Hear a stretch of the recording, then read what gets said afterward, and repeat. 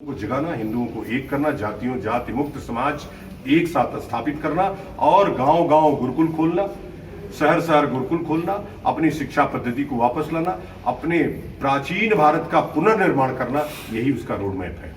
और road map अभी तो जागरूक हो रहे हैं, हम पंचायत करके जगह जगह लोगों को जागरूक कर रहे हैं। जब जागरूक हिंदू समाज जागरूक हो जाता है तो हमने सिकंदर को भगाया, ये इस्लामिक लोग क्या है। और जो इस्लामिक है, भारत का जो मुसलमान है वो वास्तव में हिंदू है, उसने इस्लाम स्वीकार किया है, वो इस्लाम रहा नहीं है। जो यहाँ भारत में इस्लाम 721 में आया और ठीक से इस्लाम तो औरंगजेब के काल में आया।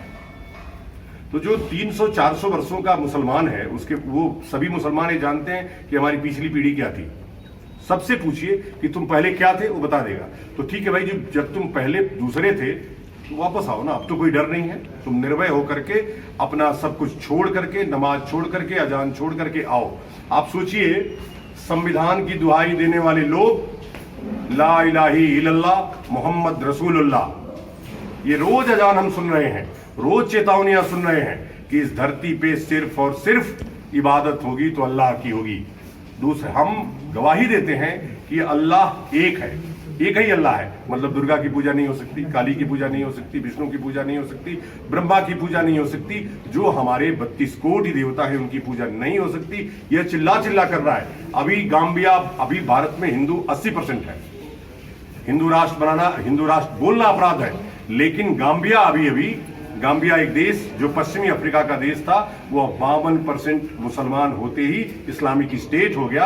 अभी 4 जनवरी को, पहले उन्होंने 10 दिसंबर को जब राष्ट्र इस्लामिक राष्ट्र बनाया तो उन्होंने कहा कि शरिया कानून केवल मुसलमानों पे लागू होगा, लेकिन जैसे ही वो 10 दिन बीता, 15 दिन बीता, उन्होंने कहा नहीं, शरिया कानून सभी भारतीयों पे लागू होगा। वहां 12% हिंदू रहता है, 10% क्रिश्चियन रहता है, पारसी रहता है, यहूदी रहता है, लेकिन उनका कोई अधिकार सब समाप्त हो गया। भारत में 80% हिंदू रहता है। हमारे यहाँ हिंदू कोई टीएमसी का है, कोई भाजपा का है, कोई कांग्रेस का है, कोई सपा का है, कोई बसपा का है। हिंदू बटा हुआ है, लेकिन जो मुसलमान है वो एक मुश्त इस्लाम के नाम पर वोट करता है कि हमारा भला किस में होगा, हम कैसे इस्लामिक राष्ट्र बनाएंगे, हमको काम वही करना है। तो इसलिए हम अपने हिंदुओं को कह रहे हैं कि दलगत राजनीति से ऊपर उठ करके एक साथ बंगाल को हिंदू राज्य बनाने के लिए, पूरे देश को हिंदू राष्ट्र बनाने के लिए इकट्ठा होइए, और नहीं तो 2029 तक इस्लामिक राष्ट्र बनाने का पूरा खाका बनाया जा चुका है। फिर आप जब चिड़िया उड़ जाएगी तो आप कांव ऐसे ही करते रह जाएंगे, कुछ होने वाला नहीं। मैं स्वामी आनंद स्वरूप हूँ, मैं बेंगलोर में रहता हूँ। शंकराचार्य परिषद का मैं अध्यक्ष हूँ। पूरे भारत को हिंदू राष्ट्र बनाने के लिए जो महाअभियान चल रहा है, उसके क्रम में नदिया में 12वीं पंचायत है आज, उसी के लिए मेरा यहाँ कृष्णा नगर आना हुआ है। पूरी तरह से धीरे धीरे इस्लामिक राज्य होता जा रहा है।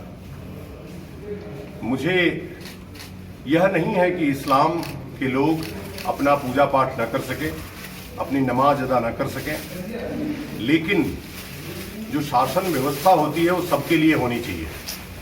मुख्यमंत्री को यदि अल्लाह से बहुत प्रेम है तो भगवान से, जय श्री राम से भी उनको प्रेम होना चाहिए। ये तो वैसे ही हो गया जैसे हमारे पूर्वांचल में एक शब्द आता है चुड़ैल का। चुड़ैल सफेद वस्त्र पहनती है और जैसे ही जय श्री राम बोलो या जय हनुमान बोलो वो भाग जाती है या उसको एकदम बेचैनी हो जाती है। तो मैं कोई राजनीतिक व्यक्ति नहीं हूं, भाजपा से मेरा कोई लेना देना नहीं है, लेकिन हिंदुत्व के नाम पर, भगवान राम के नाम पर यदि कोई व्यक्ति आंखें तरेरता है और उसको अपमान लगता है जय श्री राम बोलना, तो इससे बुरे दिन हिंदुओं के लिए कोई नहीं हो सकते हैं। तो बंगाल का हिंदू अभी बुरी तरह खतरे में है। रोहिंग्या मुसलमान बांग्लादेश से दुनिया भर के आकर के बंगाल में बस गए हैं, और हिंसा जितनी भी बंगाल में हो रही है सब रोहिंग्या मुसलमान, आयातित मुसलमान, जो भारतीय मुसलमान नहीं है, जो बांग्लादेश को अपना देश चुना, वह आकर के भारत में शरण लेकर के हिंसा फैला रहा है। उसके लिए भारत के बंगाल के हिंदुओं को एक करने और बंगाल को कम से कम हिंदू राज्य बनाने के लिए मेरा आगमन यहाँ नदिया में हुआ है। अभी जो हिंदू समाज है वो जातियों में अलग अलग छोटे छोटे, कोई भट्टाचार्य, कोई सेन, कोई कुछ में बटा हुआ है, उस पूरे समाज को इकट्ठा करके समग्र हिंदू समाज, बृहद हिंदू समाज की रचना करने के लिए शंकराचार्य परिषद जगह जगह हिंदू पंचायतें कर रही है। उसी क्रम में आज नदिया में अभी 1:30 बजे से हिंदू पंचायत है। आप सब उस कार्यक्रम में आइए और इस कार्यक्रम को सफल बनाइए।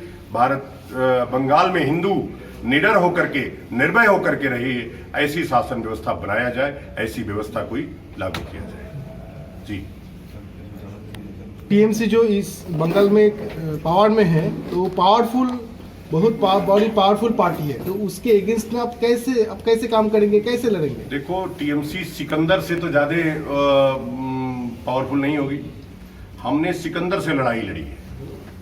जो चंद्रगुप्त था उसने सिकंदर को परास्त किया, तो हम चंद्रगुप्त हैं, हम चाणक्य के वंशज हैं, हम आदिशंकर के वंशज हैं। टीएमसी ओमसी सब इस तूफान में उड़ जाएंगे, आप चिंता मत करो। ऐसी टीएमसी तो आज है ना, कल टीएमसी नहीं थी, कल टीएमसी नहीं रहेगी। कल यदि भाजपा भी हिंदुओं के ऊपर अत्याचार कर, देखो भारत हिंदू तासीर का देश है। यहाँ का जो मुसलमान है, मैं मुसलमानों से भी लगातार कह रहा हूँ कि तुम कुरान छोड़ो, तुम नमाज पढ़ना बंद करो, तुम कुरान छोड़ दोगे तुम इंसान बन जाओगे।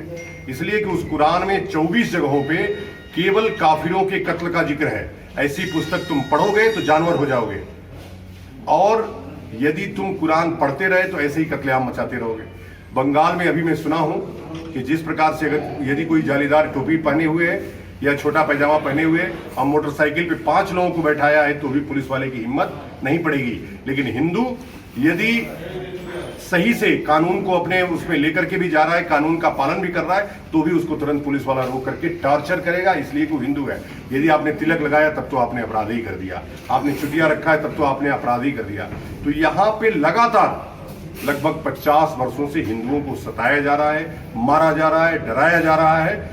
अब वो समय आ गया है, हिंदू जाग गया है पूरे देश का, वो अपनी शासन व्यवस्था लेके रहेगा। 1947 में जो छल हमारे साथ हुआ, अब वह 2024 में परिवर्तन होगा। भारत हिंदू राष्ट्र 2024 तक हो जाएगा। Thank you.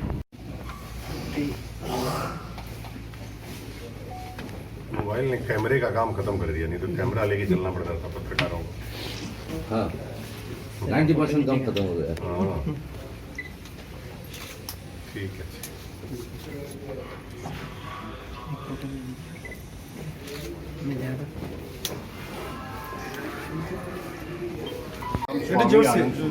बोलिए प्लीज। स्वामी आनंद स्वरूप, अध्यक्ष शंकराचार्य परिषद।